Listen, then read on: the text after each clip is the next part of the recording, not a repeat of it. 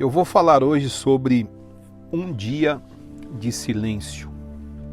O sábado da Páscoa é conhecido como sábado do silêncio. 1 Pedro capítulo 3, versículo 19 diz: no qual também foi e pregou aos espíritos em prisão, os quais noutro tempo foram desobedientes quando a longanimidade de Deus aguardava nos dias de Noé, enquanto se preparava a arca, na qual poucos, a saber, 8 pessoas foram salvos através da água. Apocalipse 19, versículos de 11 a 13, dizem assim: vi o céu aberto, e eis um cavalo branco. O seu cavaleiro se chama Fiel e Verdadeiro, e julga e peleja com justiça. Os seus olhos são como chama de fogo, na sua cabeça há muitos diademas, tem um nome escrito que ninguém conhece, senão ele mesmo. Está vestido com um manto tinto de sangue, e o seu nome se chama o Verbo de Deus. Cristo foi crucificado na sexta e ressuscitou no domingo. Mas e o sábado? O que aconteceu no dia de sábado? Na sexta se ouviu a voz de Cristo na cruz, no domingo a voz da ressurreição, mas o sábado é conhecido como o dia do descanso, o dia do silêncio. A voz de Cristo não se manifestou aos homens. Só que a sua voz estava viva, pregando nas prisões eternas. É o que Pedro diz aqui nesse texto, que neste período entre a crucificação e a ressurreição, ele desceu ao abismo e pregou aos espíritos que em um outro tempo foram desobedientes. O tempo em que Jesus não tinha vindo até os homens ainda, e que os homens pereceram, e que estavam condenados em prisões eternas, inferno, abismo. O Senhor Jesus, o Espírito de Jesus Cristo, prega aos espíritos em prisão, Ou seja, com Cristo não houve e não há um dia sequer de silêncio.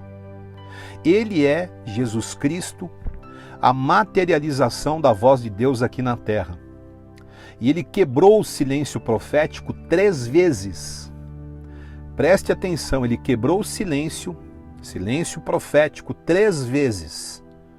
O que significa isso? O que simbolizava o Cordeiro da Páscoa que Moisés celebrou com os hebreus? Cristo. O Cordeiro simbolizava a crucificação, a obra redentora de Jesus Cristo. Correto? Então eu vou falar as 3 vezes que o Cordeiro, Jesus Cristo, se manifesta através da voz que repreende a morte. Jesus, ele se manifesta. Preste atenção aqui em João 17, 24. Pai, a minha vontade é que onde eu estou, vou iniciar aqui de novo. Pai, a minha vontade é que onde eu estou, estejam também comigo os que me deste, eu, você, as nossas famílias, aleluia. Para que vejam a minha glória, que me conferiste, porque me amaste antes da fundação do mundo. Antes da fundação do mundo. Então o Espírito de Jesus Cristo jamais esteve em silêncio.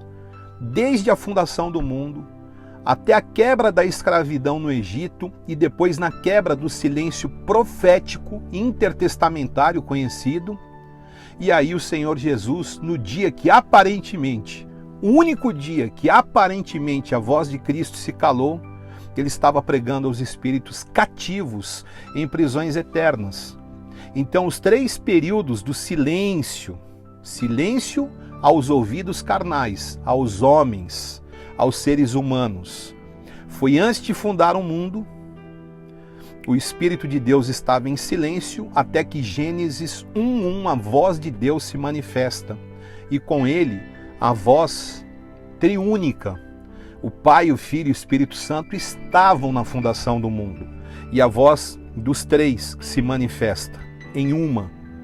Depois, na escravidão do Egito, como eu citei, e terceiro, no silêncio profético, 400 anos. 2 vezes aqui Egito e silêncio bíblico, 400 anos. Aí o Senhor Jesus quebra este ciclo do silêncio, porque o silêncio, ele é danoso. Quantas vezes eu já falei para você, para tantos, que o silêncio de um servo de Deus, ele é danoso. Então, 3 dias, a voz de Cristo quebra estes ciclos do silêncio aos ouvidos dos homens. Na cruz do Calvário, ele fala sobre salvação para aquele ladrão. Ele diz, ainda hoje você vai estar no paraíso.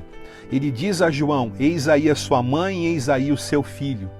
Pai, perdoa porque eles não sabem o que dizem. Na cruz, sentindo todas as dores. E nós somos, como eu preguei ontem, pessoas frágeis, muitas vezes reféns e submissos às dores no corpo, às dores da alma, às dores ou enfermidades emocionais que são tão comuns, infelizmente, nesse tempo, mas com todas as dores que o corpo de um homem pode sentir.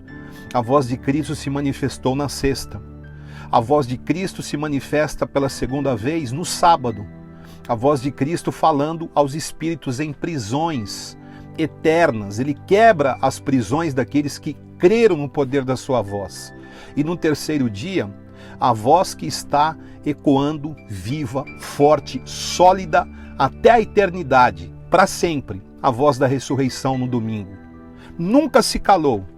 E a partir do cenáculo, o Senhor Jesus multiplica, amplia o poder desta voz através dos batizados no Espírito Santo. Eles saem dali com o tom da voz de Cristo e eles levam salvação no primeiro dia a mais de 3.000 almas. Então, concluindo, o diabo dá voz aos homens, porque ele é um espírito. Só que Jesus Cristo é o verbo da criação, a voz criativa. Ele traz à existência o que não existe. Ele cria caminhos no deserto e rios no ermo, como está em Isaías. Ele cria uma passagem. Passagem significa a Páscoa. Basta que você conscientemente cale o inferno através da sua oração, da sua pregação e dos seus ouvidos atentos e sensíveis à voz do Espírito Santo de Deus. Esta é a expressão, a verdade espiritual sobre a expectativa de Deus em nós. Ontem eu preguei sobre Romanos capítulo 8, que existe uma ardente expectativa da criação para a manifestação dos filhos de Deus. Então existe a separação entre criação e os filhos de Deus, não é verdade? E o que torna uma pessoa, uma criação, uma criatura, filho de Deus, João capítulo 1, é crer no Senhor Jesus. E o poder de filho vem sobre esta pessoa e a voz do filho se manifesta então a partir desta pessoa. Que venha sobre você, que venha sobre a tua família e que venha principalmente sobre o teu chamado e eleição. O poder do verbo, a voz viva, eficaz, libertadora de Jesus Cristo.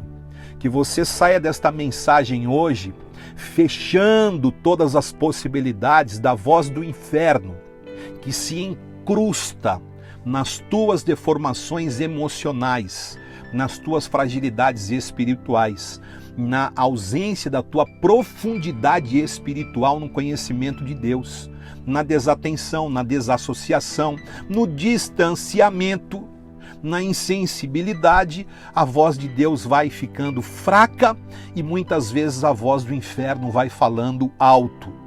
Não dê vazão à sua hereditariedade, não dê vazão a máculas que existiram no seu passado, como mágoas, situações maltratadas, humilhações que você enfrentou, situações que, com todo respeito, feriram a sua vida. Você sofreu com isso, se entristeceu com isso. Hoje, neste sábado de Páscoa, eu anuncio que você é renascido, você renasceu e você vai viver uma Páscoa dos sonhos. Não despreze essa palavra, não é a voz de um homem, mas é a voz de um filho de Deus, de um ungido do Deus vivo, que foi visitado de ontem para hoje, nesta madrugada, com esta revelação. E eu espero que você se levante fazendo o que o Espírito de Deus espera da voz que Ele te deu. Ele te deu voz aqui na terra. Que esta voz congregue pessoas no dia de amanhã. Que elas estejam antenadas não nessas patifarias de rede social, não nessas comoções de grupinhos alienados à vontade de Deus e todos ajustados segundo as suas expectativas ou senso comum ou vontades carnais. Não. Que você dê minutos, 12 minutos, como eu concluo aqui, para ouvir a voz do Espírito Santo, para saber que o ungido de Deus, quando te visita com uma palavra como essa, é para que fatores mudem na sua vida. A voz do Senhor Jesus está viva, ativa, curando, libertando, salvando e levantando, resgatando almas do abismo. Não só aqueles que estão no inferno, não, mas pessoas que estão aqui na terra, mas também estão vivendo o inferno. Estão cativas nas suas emoções, cativas das suas mágoas, cativas das injustiças que sofreu. Ele é o Deus da justiça. Não perca a tua posição, não perca o teu chamado e a tua eleição. Não se entregue às deformações carnais, aos sensacionalismos emocionais que a fragilidade espiritual promove na vida das pessoas. Que Deus te abençoe e que Ele dê a você e a tua família uma excelente Páscoa.